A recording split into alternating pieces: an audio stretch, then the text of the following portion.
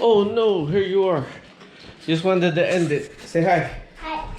Okay, so we're still in the mudroom laundry room. And that is the project I was working on right there. You're eating what? The commercial for Skittles? Skittles? Okay. So that's what we were working on yesterday. It was the backboard was free. The trim was $8 and the hooks were $5 each. But it was actually a mount for the ironing board. So just kind of mounting the wall in the mudroom laundry room. Actually, I think it came out pretty nice, and my wife wanted to make sure that it matched the brushed nickel, and the brushed nickel, and we actually brushed nickel up there, and I put the brushed nickel handles on there. Check it out, man. But either way, that's what we were working on. That was like little snapshots of everything we were working on. So this is for the mudroom, and it's not done. And you got all the Skittles that say subscribe, like, share. Subscribe, like, share. All right, talk to you later. Bye-bye. What's going on, everybody? Rob here, Trent 2323. Today's project is, that's a hanger for the ironing board. The ironing board hangs on the bottom and the iron goes in the top. Just hanging on the back of a door. What I'm trying to do is make a decoration for it. Let me get this. I actually screwed it on. Let me get that on. I screwed this on because I hated it jiggling around when I would put the iron in there. So I screwed it down, but it does have screw holes down here that I'm going to use. So let me get this off of here. And actually, I bent these in place because it kept coming off. So I bent these further in place. So I just took it off, and let me show you what I'm going to be doing. All right, I have an extra spare piece of wood right here. So I'm going to trim the bottom of this off because you can see with the little lumps on some of it, you could see the little withered part of it. So I'm going to cut this off right here.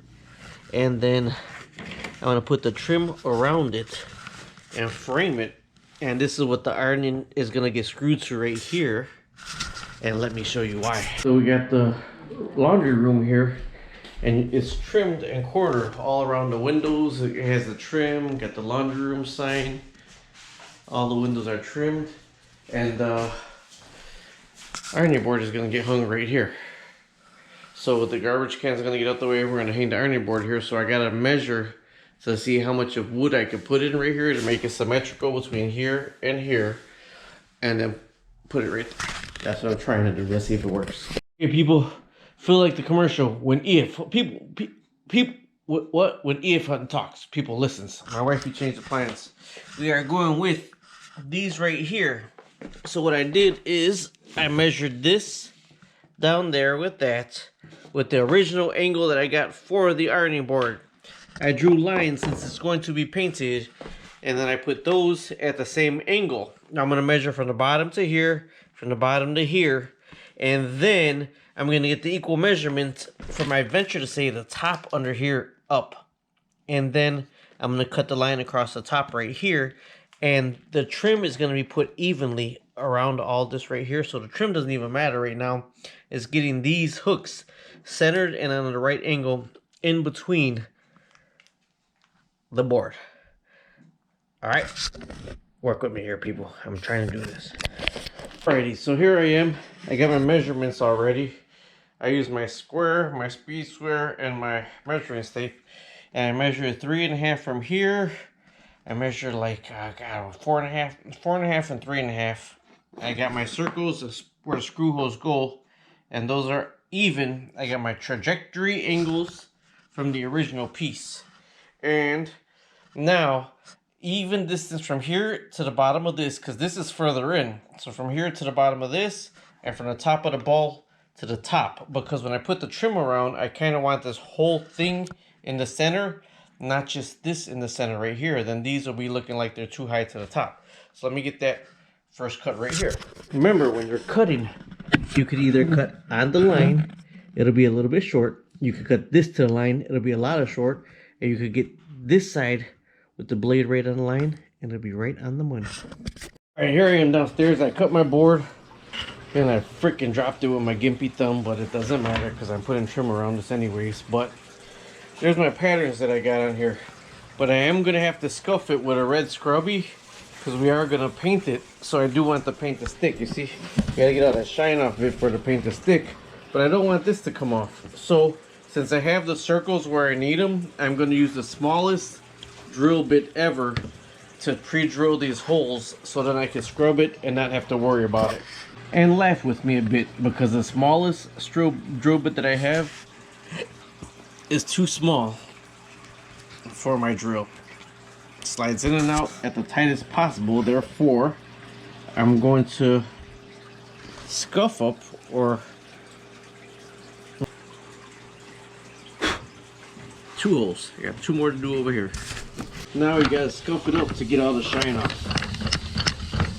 Because if you don't scuff it up, the paint is not gonna stick. And if you see when you're scuffing it up, you're kind of taking a layer where your markings are coming off. But now I know exactly where they go. Alright, now we got our decorative trim to go around the board. So, this is my tool shop, compound miter saw. But I have a stand for this, although my frog is on the stand, so I'm using the extra washer that we're using it. Now when I cut my angles, my 90s, man, I can't figure it out unless I get 190 first. So I have to cut my 90 in here first, and then I can get my measurements from that. I don't know why, now I can figure out which way I gotta do the saw and my cuts. Now I am gonna stick with using the outside of this as my outside piece. You could do it like this, and then you gotta get the measurements. It's just so much easier for me to line it up with the end.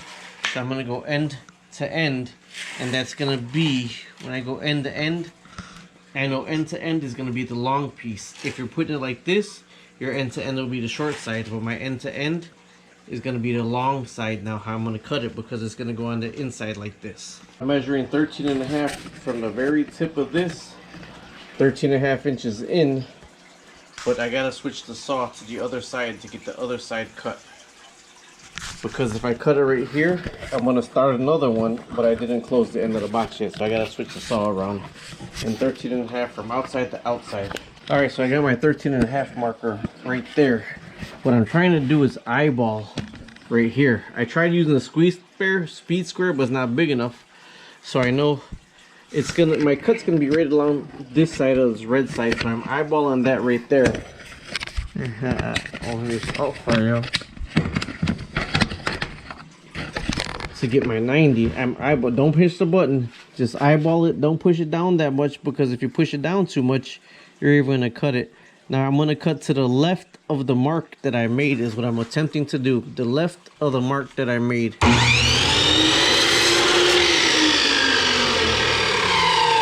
There's a mark. So let's go see. Did it? This right here to this right here is a little bit longer, but we can work with it. We can work with it. It's like a 16th longer. We can work with it. So I'm gonna measure the long side, this side to this side. Kind of like I know what I'm doing, huh? Now all I gotta do is duplicate it in one more L, and then that's in shape. I still got my marks somewhere on here that I put in, but I'm trying to get the picture frame look around it. You know, and if you don't get this perfect, for one, you're gonna paint it. But for two, honestly, white silicone, man, I swear by it. You can put some white silicone in your finger, put it right in there, and you won't even be able to see a difference. But let me finish the other L on the other side. Alright, now I measured each individual length, because if it's not cut properly, you are gonna need the right cut for that length. But also, I'm measuring since it's gonna be just like this, I'm measuring the outside end. Now you see this is thicker and thinner. If you're gonna measure wherever you're gonna measure, this is easier, a lot easier than this way, than trying to measure off of this one line right here, or trying to measure off of this next line right here. This one's quite easier, but if you want the trim around the outside, you're gonna have to measure this, the inside, the shorter one. But seeing that I know it's going this way, I'm measuring the outside piece and doing my measurements on the outside. So you can either measure off of this side or off of this side. Like if you're doing the outside of a window, the window right here, you're measuring off the inside corner, and the inside corner, because this is going to be outside the door or outside the window. So you'd measure off the inside. But seeing that I'm using the outside of the picture frame, I'm measuring off the outside. I actually did this one myself also. So I did that actually with the regular saw, and I didn't have compound miter saw. This makes me look so much better. Alright, so I'm making sure everything is kind of square right here. And then I got my red nailer right here. And these are like working in my basement. One of these days, oh shoot. One of these days, I'll get a workspace. Okay, so I'm making sure the bottom part, I'm gonna work my way up. The bottom part is straight on. Just level from the side, bottom, everywhere. And then I'm gonna nail this one in first, and I'm gonna start from the bottom so my picture frame could be square.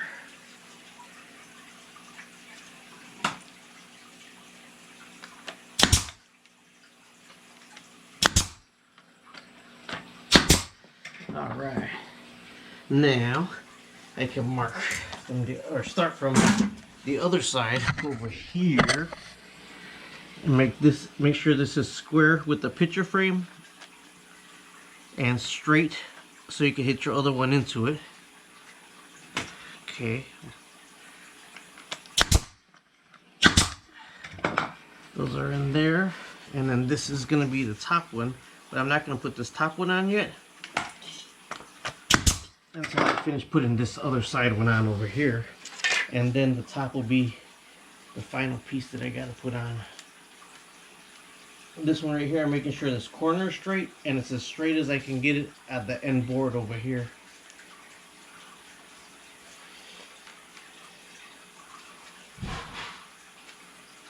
You okay?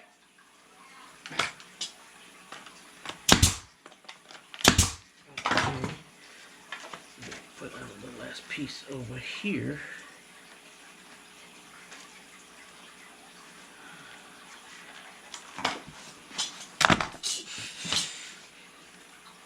Then if you need to sand it or anything like that to get it a little bit straighter, that's up to you, but this is perfect. Squeeze these end two pieces together. Let me go over here for you to see. You got the picture frame right there, and I want to put the hangers on the inside of it. Now, if you remember, I made the circles so I know exactly where these screws go. Here's a conundrum. These screws are going to go all the way through the board. But what I'm going to do is put them all the way through the board, and then I'm going to just cut them off with an angle grinder in the back. I'm trying not to screw through my freezer. Therefore, I'm letting it hang off a little bit. But putting the screw exactly where I can see the screw holes that I made.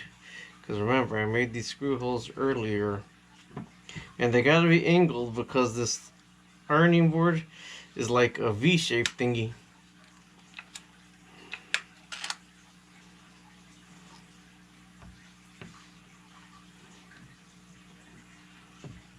I'm trying to feel around for the hole to make sure it's exactly in the hole that I made. There it is. For show. That one's for show.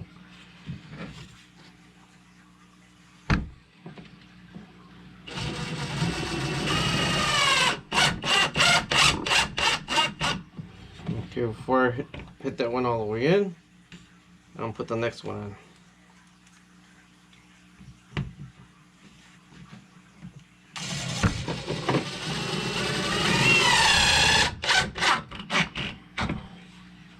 Good. And it's a good. You don't want to strip these out because if you strip them out, you don't want to strip these out because if you strip them out, that's just particle board. But they came through, which I knew they were. But I got the Craftsman angle grinder that's going to cut that right off. Okay, I have a metal blade on here, so I learned one too many times. Put the glasses on.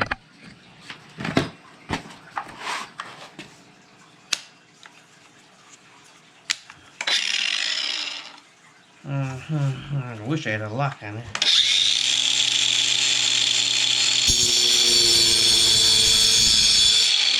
I just switch around because I need to use my right hand. I can't. I'm trying to do it left-handed, and that's not working.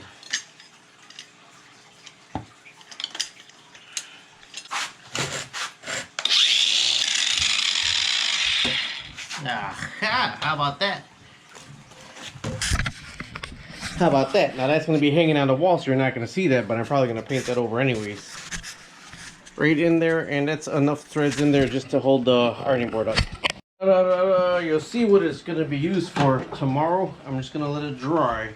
But realistically, I can tell you what it's going to be used for. It's going to be used to mount the ironing board, but I'm not going to drill through this. I'm going to let this get real nice and hard before I go ahead and start handling it to screw it in and figure out the walls and put the anchors and all that. But there it is right there.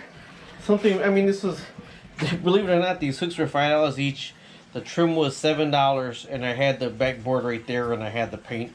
So this is just to make it look a little bit custom, a brushed nickel to finish for the bathroom. But I'll show you some